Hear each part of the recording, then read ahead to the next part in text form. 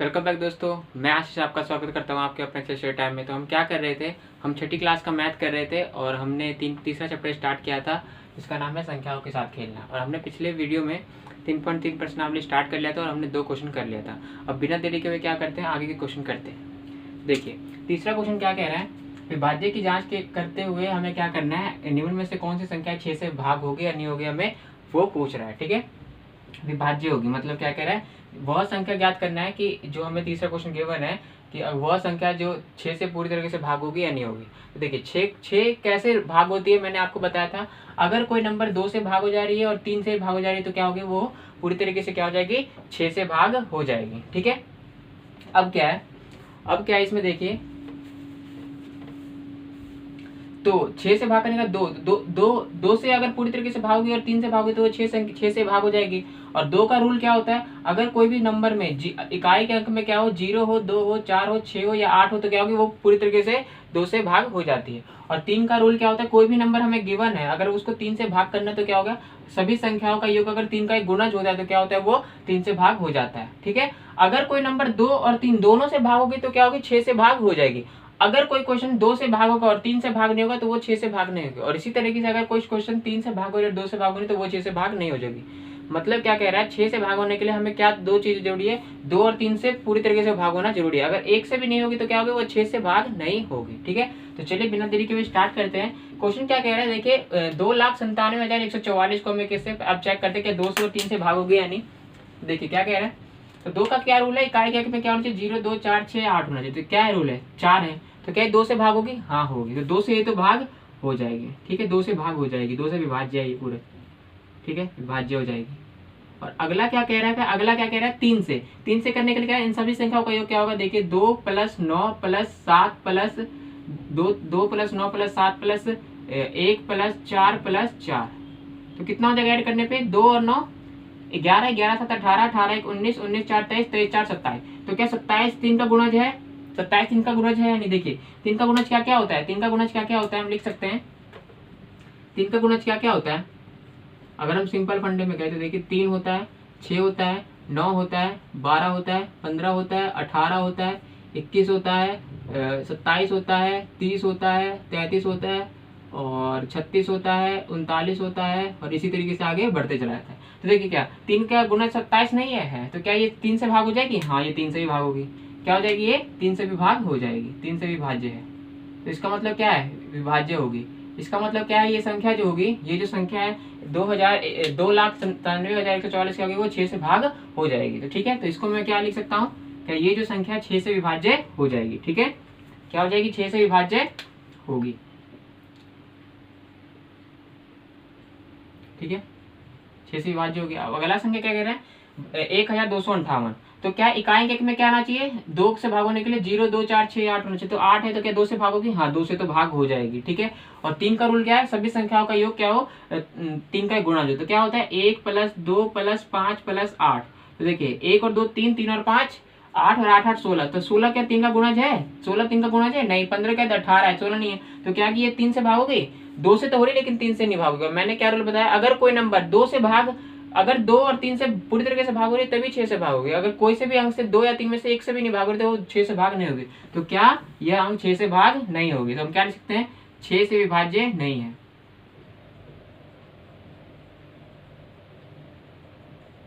अगला क्या दे रखा है, 4,335। 4,335 4,335 में इकाई के अंक में कितना आना चाहिए, 0, 2, 4, 6, 8 होना चाहिए। तो क्या है यहाँ पे 5 है, तो क्या होगी, नहीं होगी। तो 3 से हमें तो भाग करने की जरूरत ही नहीं है, क्योंकि हमें पता है अगर 6 का भाग होती, अगर वह संख्या 2 और 3 दोनों से भाग हो जाए तभी होगी, क्या होगी, वो 6 से भाग होगी। अगर 1 से भी भाग नहीं हो रही तो क्या होगी, वो 6 से भाग नहीं होगी। तो क्या ये 2 से ही भाग नहीं हो रही तो हम आगे चेक करना ही नहीं है। तो क्या होगी, ये भी 6 से विभाज्य नहीं होगी। ठीक है, तो ये 3 हो गया। अब चौथा क्या क्वेश्चन दे रखा है, 6 लाख नहीं 61,233, 61,233 दे रखा है। तो क्या 6 से भाग होगा, देखिए पहले 2 से चेक करते हैं। 2 से भाग होने के लिए क्या होता है, 0, 2, 4, 6, 8। तो क्या है ये, नहीं। तो हमें पता ही अगर कोई नंबर 6 से भाग होना है तो क्या रूल है, 2 से ही पूरी तरीके से भागो, 3 से ही भागो। अगर 2 और 3 में से एक से ही भाग नहीं हो रहा तो क्या होगा, वो 6 से भाग होगा नहीं। तो क्या होगा, ये 6 से विभाज्य है ही नहीं।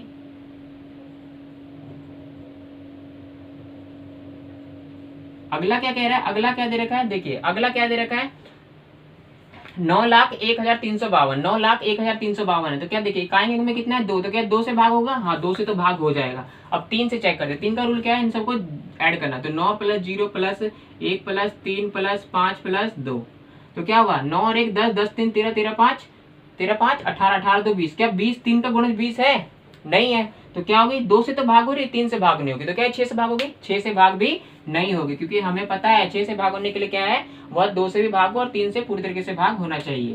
तो क्या होगी, ये भी 6 से विभाज्य नहीं है।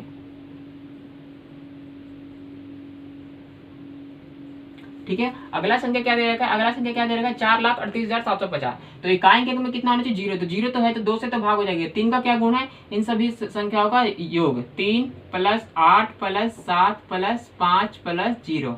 4 3 7 7 8 15, 15 7 कितना होता है 22, 15 7 22, 22 और 5 27, 27 3 का गुणज होता है। तो क्या होगी, ये 3 का भी एक गुणज है। तो क्या मतलब कोई नंबर 2 से ही भाग हो रहा है, 3 से भाग हो, तो क्या होगा 6 से भाग होगा, हाँ हो जाएगा। तो हम क्या लिख सकते हैं, ये 6 से विभाज्य है।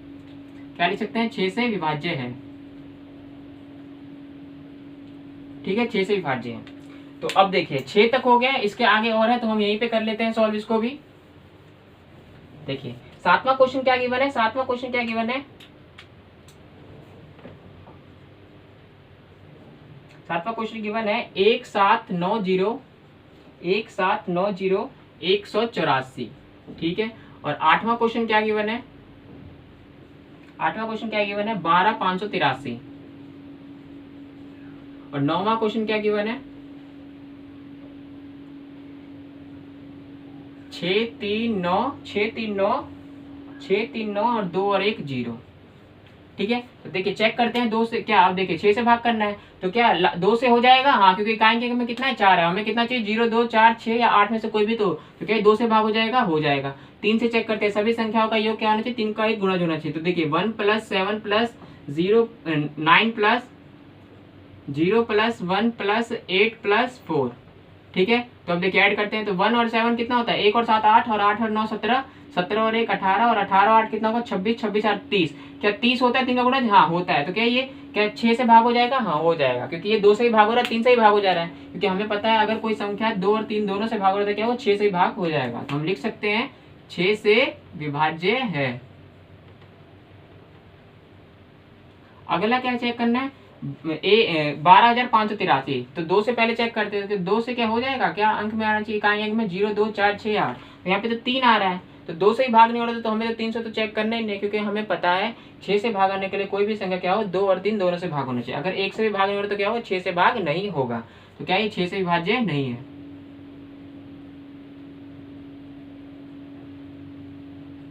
अगला क्या दे रखा है, देखिए ये दे रखा है, जितना भी दे रखा है एक इकाई धाएं, तो 6,39,210 है। तो 2 से चेक करते थे, तो क्या 0 आना चाहिए, हाँ आना चाहिए। तो 2 से तो भाग हो जाएगा। 3 का क्या रूल है, इन सभी का योग। तो 6 + 3 + 9 + 2 + 1 + 0। तो इनका जोड़ कितना होगा 6 3 9 9 9 18 18 2 20 और 1 21। क्या 21 3 का गुणज है, हाँ है। तो क्या 3 से ही भाग हो जाएगा, हो जाएगा। तो 2 से ही भाग हो रहा है, 3 से भाग हो जाएगा, तो क्या 6 से भाग हो जाएगा, हाँ हो जाएगा। तो ये भी क्या है 6 से विभाज्य है। ठीक है, देखिए एक और क्वेश्चन है, तो हम इसी में सॉल्व कर लेते हैं।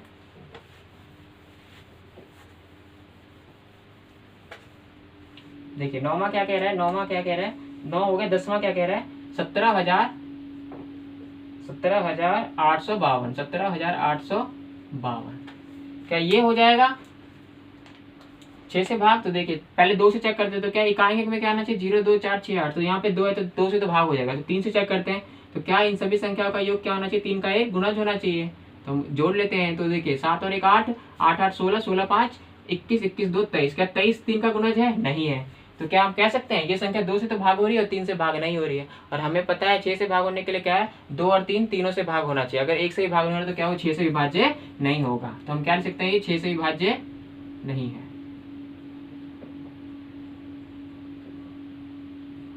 और यही इस क्वेश्चन का आंसर भी है। ये चौथा क्वेश्चन क्या है, हमें क्या कह रहा है, विभाज्यता की जांच के नियमों के द्वारा हमें ज्ञात करना है कि निम्न में से कौन सी संख्या 11 से भाग होगी या नहीं।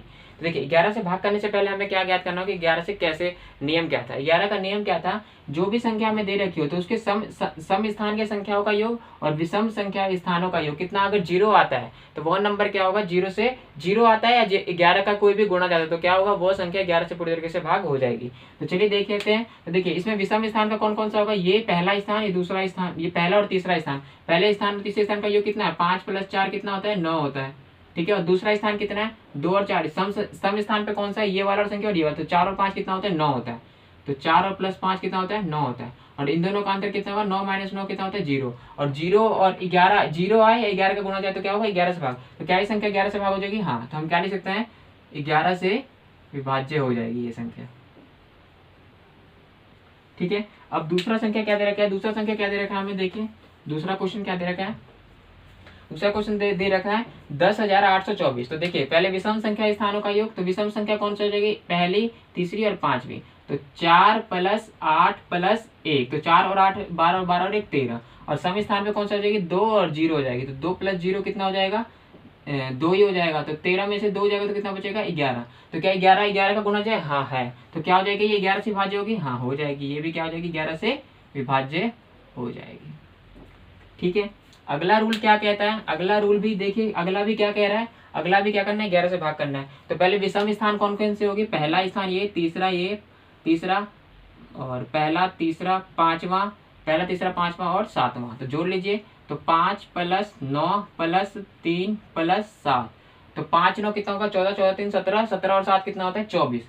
17 और 7 कितना होता है, 24। 17 और 7 24। और सम स्थान कितना है, देखिए 6, दूसरा, चौथा, दूसरा, चौथा, कौन सा, दूसरा, चौथा और छठा। तो 6 8 + 1, तो 6 8 और 14, 14 और 1 15। तो 24 में से 15 जाएगा तो कितना बचेगा, 24 में 15 जाएगा तो 11। तो क्या 11 का गुणा है, हाँ है। तो क्या भी ये भी संख्या क्या हो जाएगी, 11 से विभाज्य हो जाएगी। ठीक है, तो देखिए यही इस क्वेश्चन का आंसर भी है। तो देखिए इसमें 3 क्वेश्चन और है, तो हम अभी यहीं पे सॉल्व कर लेते हैं इसको भी। देखिए तीसरा क्या दे रखा है, चौथा क्या दे रखा है, सॉरी डी, देखिए डी क्या दे रखा है यहाँ पे, डी क्या दे रखा है, 70 16 70 16 70 16 93 08 70 16 93 08 70 16 93 08। और ई क्या दे रखा है, ई क्या दे रखा है, देखिए 1 और 1 2 3 4 5 6 और 1। ठीक है, और एफ क्या दे रखा है, एफ क्या दे रखा है, 90 11 53 90 11 53। देखिए सॉल्व करते हैं। अब 11 से भाग करने के लिए क्या, विषम स्थान की संख्या को योग और सम स्थान संख्या को अंतर। तो देखिए ये विषम स्थान पहला, तीसरा, पांचवा और सातवां। ठीक है, पहला, तीसरा और पांचवा, सातवां। ठीक है, देखिए 8 + 3 + 6 + 0, तो कितना होगा, 8 3 11 11 6 17। ठीक है, तो 0 सम स्थान ये हो गया, ये हो गया, ये हो गया और ये हो गया। तो 0 + 9 + 1 + 7। ठीक है, तो 9 और 1 10 10 7 17 17 हो गया। ठीक है, 9 और 1 10 10 7 17। तो 17 में से 17 गया तो कितना बचा, 0। तो क्या ये 11 से विभाज्य हो जाएगा, हाँ हो जाएगा। क्योंकि हमें पता है विषम संख्या के स्थानों का योग और सम संख्या के स्थानों का अंतर कितना होता है, 0 हो या 11 का गुणा हो तो क्या होगा, वही 11 से भाग हो जाएगा। तो हम लिख सकते हैं कि ये संख्या क्या होगी, 11 से विभाज्य होगी। ठीक है, क्या होगी, 11 से विभाज्य। अगला क्या क्वेश्चन दे रखा है, अगला भी दे रखा है वही। तो देखिए वही चेक कर लेते। तो देखिए विषम स्थान कौन सा हो जाएगा, ये हो जाएगा, ये हो जाएगा, ये हो जाएगा, ये हो जाएगा। ठीक है, तो 1 + 0 + 0 + 0, तो कितना हो जाएगा, 1 ही हो जाएगा। और सम स्थान कौन सा है, 0 0 0 और 1, 0 + 0 + 0 + 1। तो 1 और 1 कितना हो जाएगा, 1 ही हो जाएगा। और 1 में से 1 गया तो कितना आ जाएगा, 0। हाँ, तो क्या आ रहा है, विषम संख्या स्थानों का अंतर योग 1 आ रहा है और इसका योग सम संख्या स्थान का 1 आ रहा है और उनका अंतर कितना आ रहा है, 0। तो हमें पता है अगर 0 आते तो क्या 0 आए या 11 का गुणा जाए तो क्या होगा, 11 से भाग हो। तो ये भी क्या हो जाएगा, 11 से विभाज्य होगा। अब अगला क्या दे रखा है, ये देखिए दे रखा है तो 9,01,153। तो देखिए विषम स्थान का 3 3 और 1 क्या हो जाएगा, 3 1 और 0, 3 और 1 0। तो 3 + 1 + 0, तो कितना हो जाएगा, 3 और 1 4 4 4 आ जाएगा। अब सम क्या हो गया, 5 और 1 6, 5 + 1 + 9, 5 और 1 6 6 और 9 15। ठीक है। तो 15 में से 4 गया तो कितना बचेगा, 15 में से 4 गया तो कितना बचेगा 9। तो देखिए सम संख्या तो कितना आ गया 11, तो क्या 11 आ गया, 15 में 4 गया तो क्या हो गया 11। तो क्या ये 11 से विभाज्य होगा, हाँ ये भी होगा क्या 11 से विभाज्य होगा, ठीक है। और यही इस क्वेश्चन का आंसर भी है।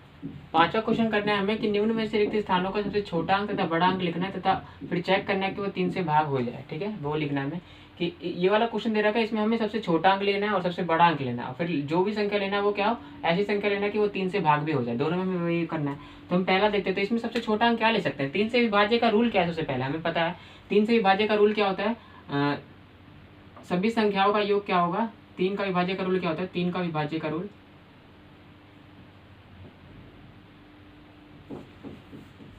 तीन के विभाज्य का रूल क्या होता है, 3 के विभाज्य का रूल क्या होगा, देखिए विभाज्य का रूल क्या होता है, सभी संख्याओं का योग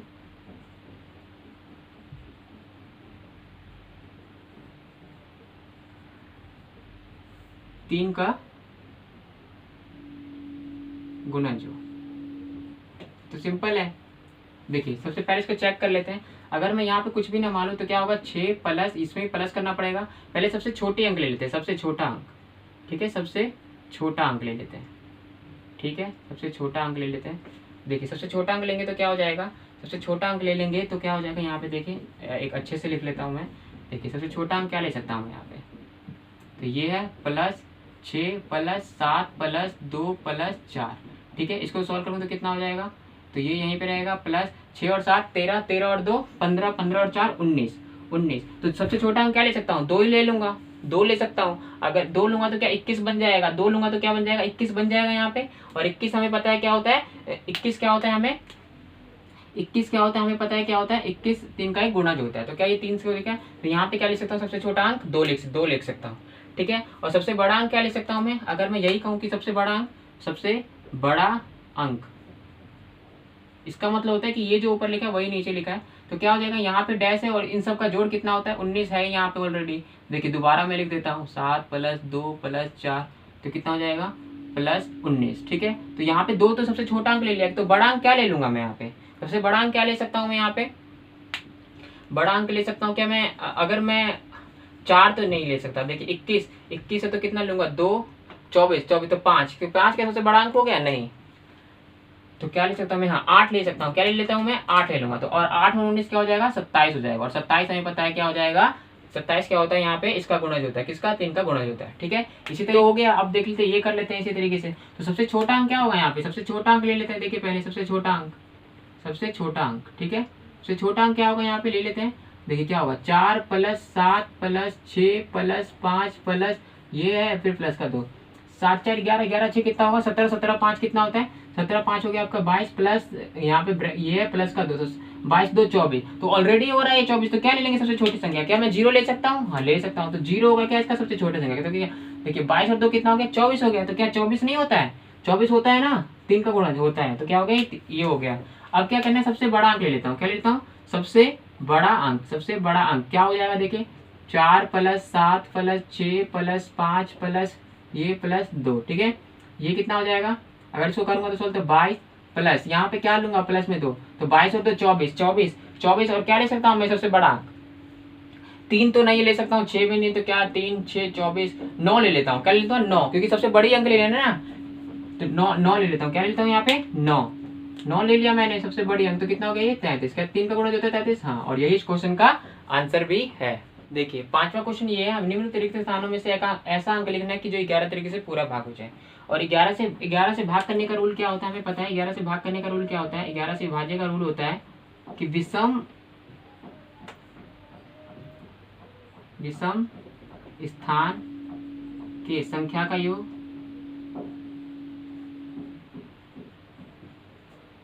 और सम स्थान के संख्या का योग तथा इनका अंतर कितना होना चाहिए 0 या 11 का गुणज होना चाहिए, तभी वो संख्या क्या हो सकती है 11 से भाग हो जाएगी। तो देखिए विषम स्थान पे कौन कौन सा हो सकता है 3 5, और ये खाली स्थान 3 1 नहीं, ये नहीं होगा सॉरी, ये और फिर ये होगा, ठीक है 2 4 6। तो ये देखिए कौन कौन सा विषम स्थान का अगर लेंगे तो विषम स्थान पे कौन कौन सा है, देखिए तो 9 प्लस 3 प्लस 2, तो 9 3 12, 12 2 कितना होगा 14 हो जाएगा। ठीक है, और सम स्थान पे कौन कौन सा है संख्या 8 प्लस यहाँ पे कुछ संख्या लेना है और क्या लेना है 8 प्लस 9।